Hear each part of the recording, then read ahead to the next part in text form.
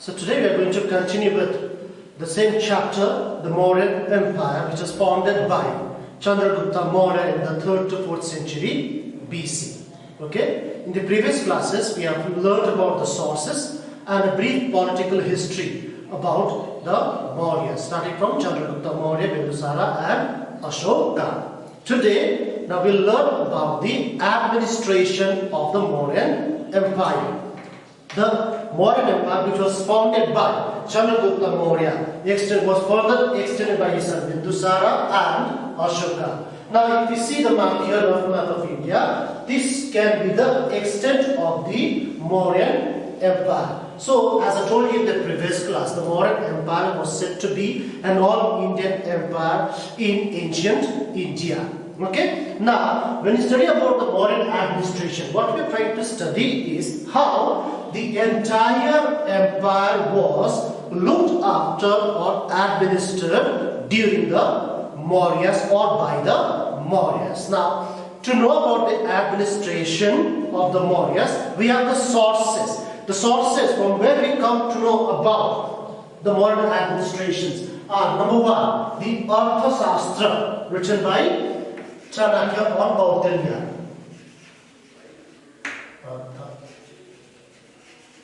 Arthashastra. Then we have the book written by Megasthenes, Indica. Then the third one we have the Ashokan inscriptions.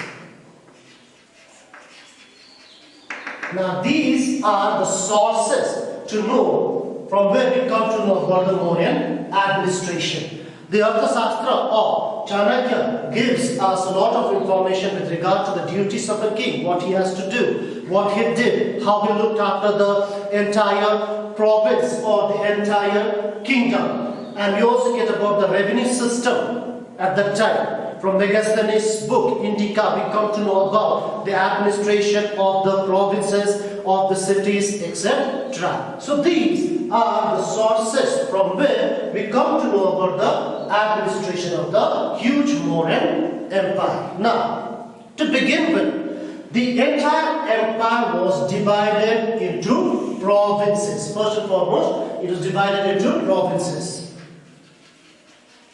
And these provinces were further divided into towns and cities or districts. First, the entire empire was divided into provinces. Then, the provinces were further divided into districts.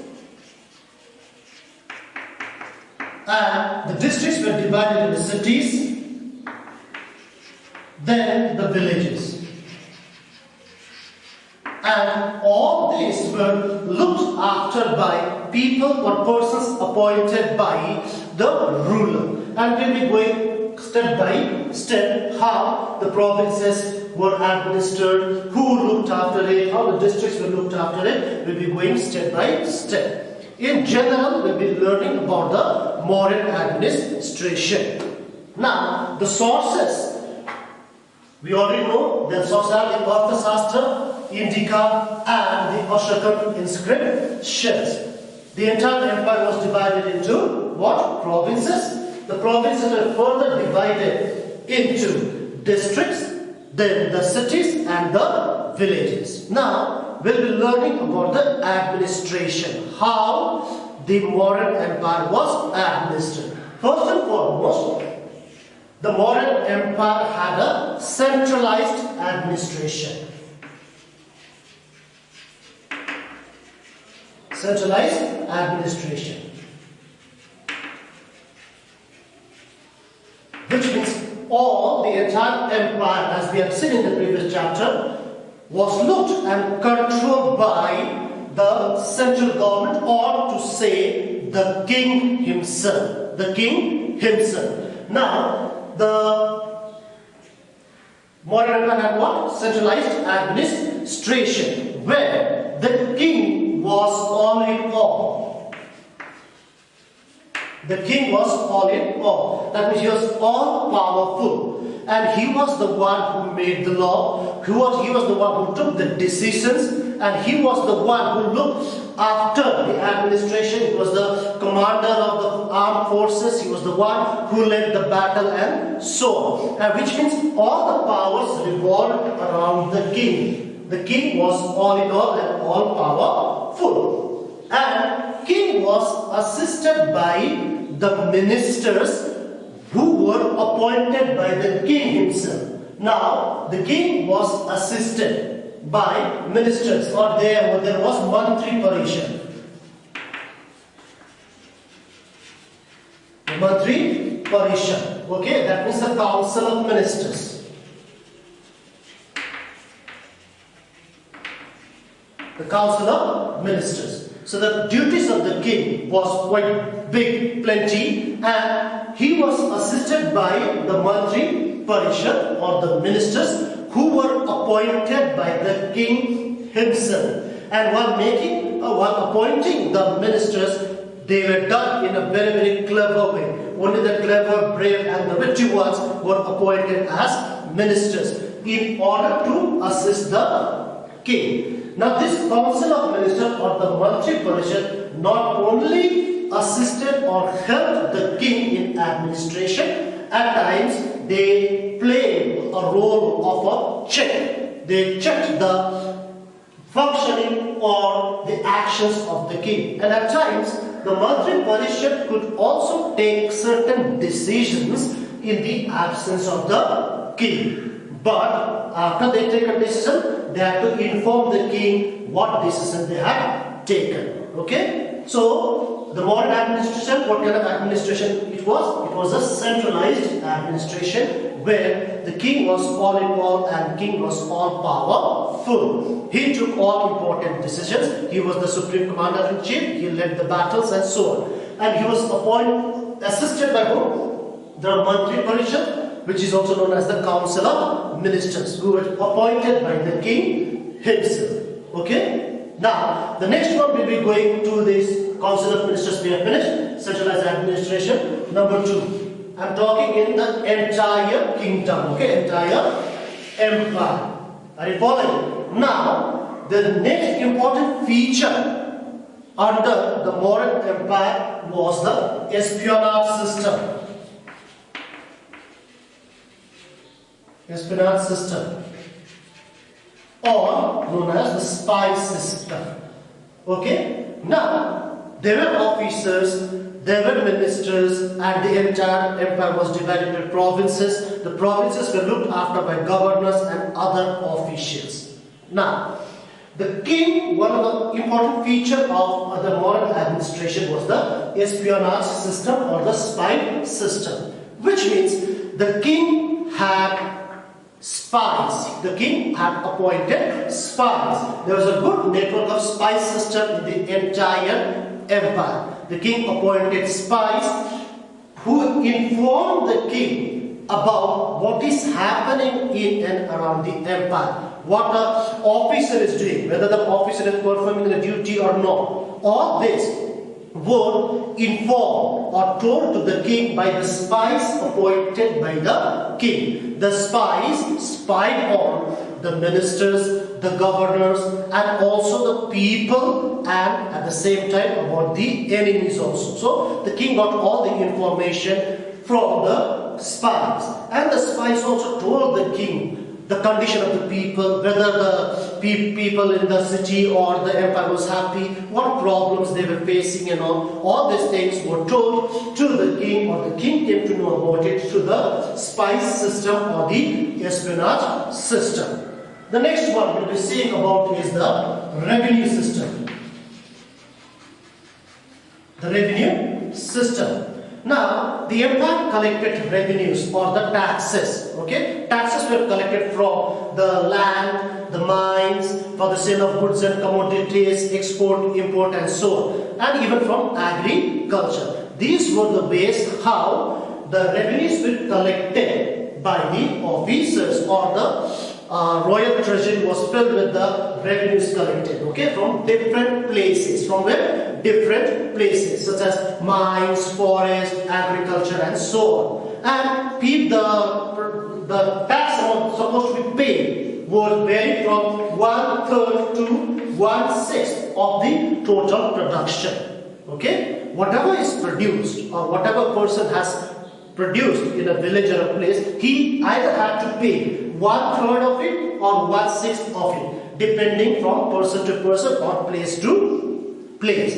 And that whatever tax could be paid in cash or in kind. They could be paid in cash or kind. Okay, this I'm talking about general administration. Now next one will be regarding the administration of justice.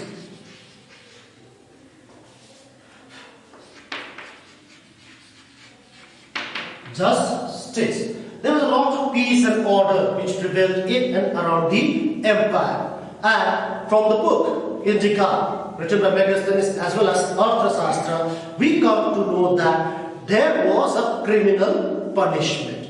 If a person committed a crime, heavy crime, a bigger crime, there was a penalty, death penalty. Okay, people were hanged or killed. Death penalty was there during the time of the Mauryans. And for smaller petty crimes, a person, if he had committed small crimes, maybe he might have robbed or might have broken something or not behaved properly, this sort of crimes which are not a grave manner were punished. The criminals were punished either by cutting the nose or the nails or the fingers. That means a sort of an insulting punishments were given to those who committed lighter crimes. Okay? That is with regard to justice, administration of justice. The important ones, it had a centralized administration where the king was all in all. And the king was all powerful, he had all the powers, he looked after the entire city or the entire country or the empire. He was assisted by the Mantri Parishads who were appointed by the king himself. Added to that, one of the most important features of the Mauryan Empire was the Espionage System. That means the network of spies. They were spies to spy on other people, or they were spied to spy. Okay, which means if I'm appointed as spy by the what you call Mauryan Empire, another spy was appointed to spy me, whether I'm doing my duty or not. So, because of the well-developed network system, network of spies, the king got all the information about the country, the roles of the officer, whether the officers and the governors they are functioning properly or not, and they also got information about the enemies. With regard to revenue, they collected revenues tax from agriculture, mines, forestry, from import and export trade and commerce. And they had to pay either 1/3 or 1/6 of the total production. And that would be paid in cash or in kind. Okay, then justice, we told about it. There was criminal punishment for heavy crimes, there was death penalty, and for lighter crimes, there were punishments such as cutting of the nose, ears, fingers. Okay, quite insulting one. Now, just before the lesson, I told you the entire empire was divided into provinces first. What? Provinces. Okay, there were provinces such as the North Province, South West Province, Eastern Province, and Southern Province, such as Taxila, Ujjain, Swarnagiri,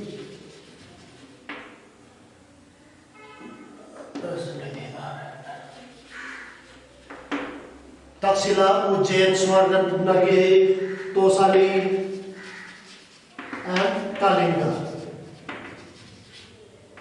These were the different provinces which were there during the Mauryan Empire. Okay, and some of the new provinces were made by Ashoka himself. Now, these provinces were under the charge of the governors.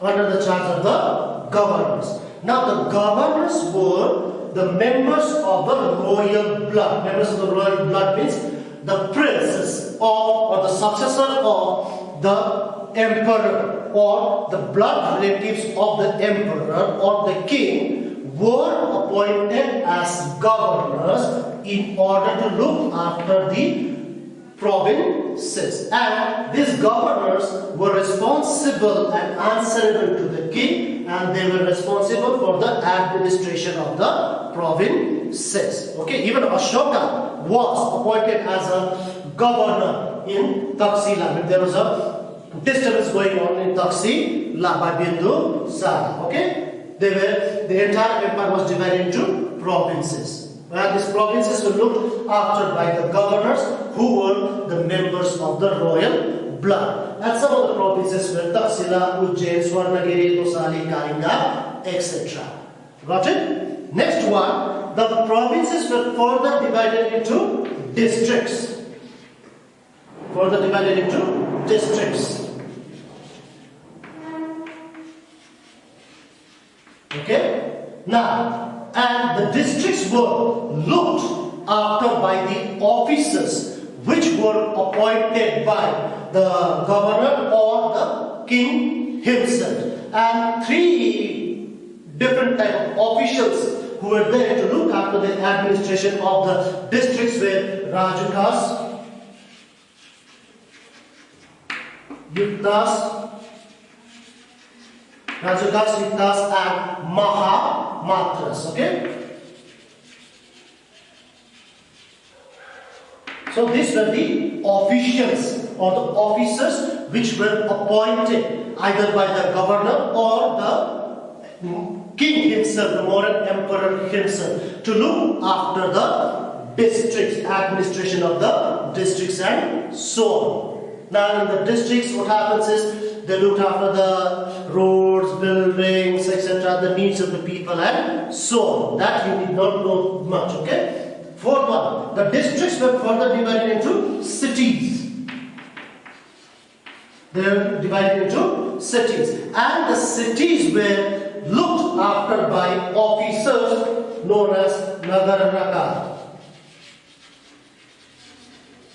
Nagaraka, okay? And from the Arthashastra we come to know, we get a lot of information about the city administration looked after by Nagaraka, okay? And the function of Nagaraka was to look after the needs of the cities, like provisions of water, maintenance of public roads, public places, etc. That means they have to do civic functions, okay? And Megasthenes' book, Indica, gives further information, a more elaborate, what you call, description of the administration of the cities. According to Megasthenes, cities were looked after by the boards. There were 6 boards. How many boards were there? There were 6 boards, or a community or an officer, okay? And one board contained 5 persons. One board contained how many? 5 persons.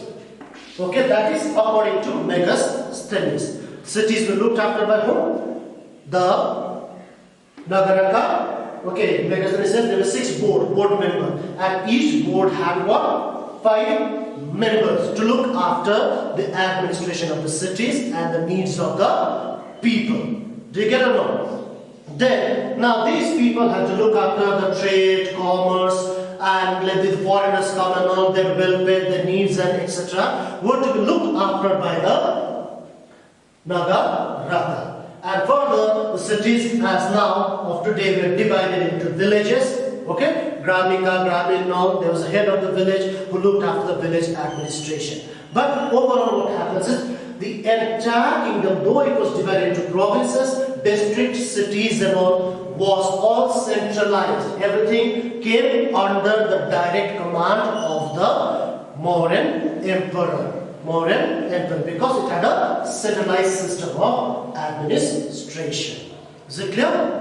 So this is what we are going to learn about, or this is what you need to know with regard to the administration of the Mauryan Empire. The important one will be what kind of administration? Centralized administration, the council of ministers, mantri parishads, etc. you need to know. Then you need to know about the espionage system with regard to justice and revenue. The next one, the entire empire was divided into provinces. Provinces are Taxila, Ujjain, Swarnagiri, Tosali, and Kalinga, and they were looked after by governors who were the members of the royal blood. And the governors had the power to appoint some ministers or officers to help him.